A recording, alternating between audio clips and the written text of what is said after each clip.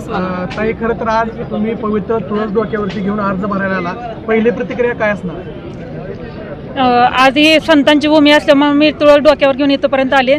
आणि घरोघरात असं आहे की अजून परंपरा चालू आहे की तुळशीला पाणी घातल्याशिवाय कोणी पाणी पण पित नाहीत. त्यामुळे मी तुळस घेऊन इथंपर्यंत आलेले.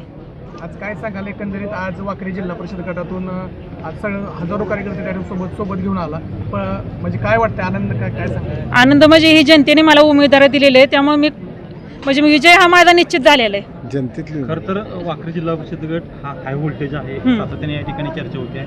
मतदारसंघामधले प्रश्न काय आहेत आणि काय विजन घेऊन तुम्ही मतदारसंघ? मी विजन एकच घेतलेलं आहे डोक्यात की आजपर्यंत मी वारकऱ्याची सेवा केली, आता मला शेतकऱ्याची सेवा करायची.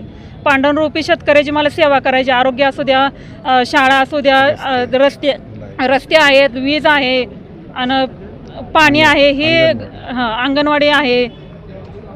आव्हानं कोणाला वाटतं? आव्हानं कोणाची वाटतं? नाही, कोणाचं नाही. आता अर्ज आपण कुठल्या याच्यातून भरले? पक्षातून? भारतीय जनता पार्टीनं अर्ज भरलेला.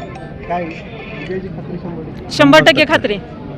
आज अर्ज भरला म्हणजे 100% विजय आहे.